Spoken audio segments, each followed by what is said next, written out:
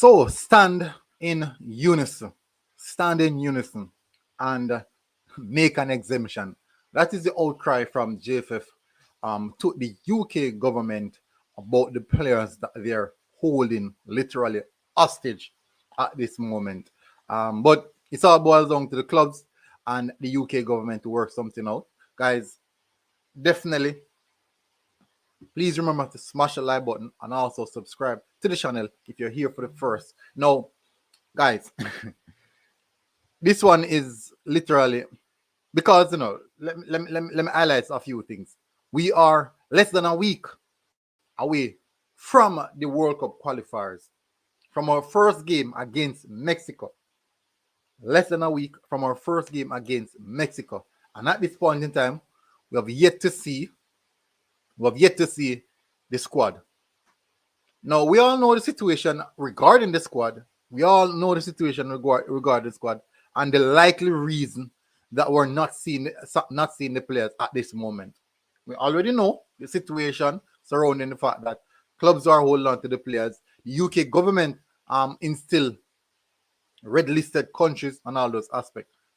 But let's get straight to it. Now we have now seen a lot of the Reggae Boyz, especially one in UK, speaking out on their Instagram, also on their Twitter page. You can see them putting up the JFF post, "Give us our boys," hashtag make an exemption to the UK government. So all of the players that are actually in UK are relaying the same story. Now, let me read what JFF they posted. "We need your voice to rise up in unison." So they're speaking about the fans, literally the fans. "We need you to call on the British government to relax the quarantine measures so we can have our best team on the field. We need every single player. Give us our boy. Let's go Jamaica. No quarantine. Qatar, we say." Yeah. What I said, that's good PR stunt. That's good. That's really, really good PR stunt, because we know that the fans at this point dictates a little bit of the movement in football. So why not get the fans on your side, right? Why not get the fans on your side to make your job a lot easier? Now, what we have at this moment is that I've seen that the USA shortlist, and in their shortlist, in their squad, they have Christian Pulisic. Why would USA put Christian Pulisic in their squad? First of all, knowing that the UK government is not making any exemption, is it that Chelsea will give them free will? But there's something on the card right now that a lot of people don't know, that the players, it's boiling down to the players making the decision if they want to leave or not. Because what I'm seeing, even red listed countries have sent invites and named their specific players in England in their squad, such as Egypt. Salah is in the squad. Mohamed El Nini is still in the squad, as I said. And definitely that is the direction that some of these nations are going. I believe that we might have to. It's not that he's less said than done, because we have to be mindful of how we fill the space. Those teams can maybe do without those players, but we can't put in players in our squad and move and fill the gap and not allow any allowances for other players to come in. And then no, we don't get that freedom of choice to invite the player. But someone said to me, why not then, if that's the case, why not play the game in USA and not go to Mexico? That's what someone said to me. Why not play the game in USA and not go to Mexico? But what we have at this moment is that what's happening is that England is still holding on to the players. England is still holding on to the players. FIFA already came out, spoke about it, but they're holding on to the players. And it's a big standoff right at this moment between FIFA, ECA, and the UK government. A big standoff. And definitely legal actions can be taken by FIFA against these clubs about the situation. Legal actions can be taken.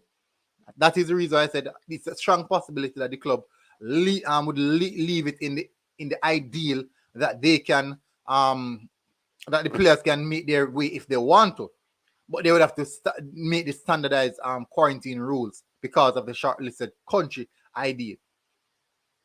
That is the situation that they have at hand right now, and it's becoming quite transcending in all aspects. But I'm also no concerned. I'm really no concerned about the fact that we have yet to see the squad, and we're just a few days away, from our first game. Literally, I think next week Thursday, I believe, if I'm not wrong. I think it's next week Thursday. Let me check that. But I don't think I'm wrong. Exactly, next week Thursday. It's next week Thursday, people, and we've yet to see the squad. So JFF, I know that you want to have the best squad and the best players in the squad, but at this point, it's boiling down to crunch time, and the squad, you have to release the squad. You're gonna have to release the squad and make do with what you have. Now, in all aspects, hopefully we can get the championship players, all the championship players actually.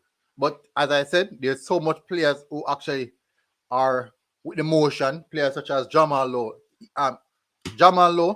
Ethan Pinnock, Ravel Morrison, Kemar Roof, some of the top name players, people, all in unison with the the make an exemption, the hashtag make an exemption. And as a fan, I definitely think so. I'm within unison with it as well, because I want to see the best players. I want to see our players coming to represent us, and I believe that the players themselves want to come and play football. That's what I believe. I believe the players want to come and play football. So this is literally an outcry from JFF to the fans, to voice our concern in unison. And I think it's a good strategy.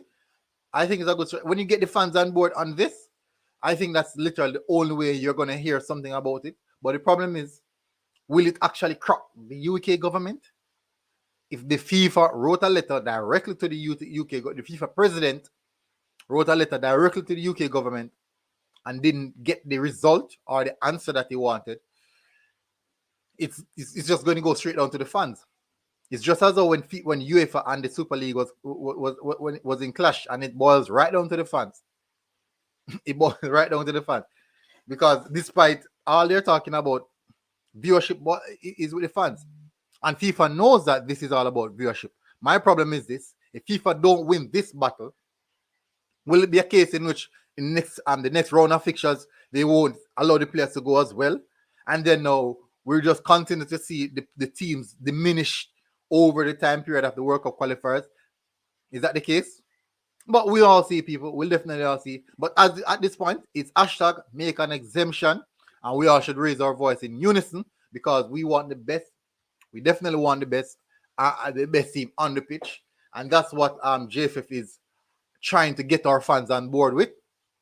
I am on board with that, because who doesn't want to have the best players, people? So, people, thank you very much for joining me. Please remember to smash the like button, and also turn on your notifications. And definitely subscribe if you're here for the first Military Guna TV, people.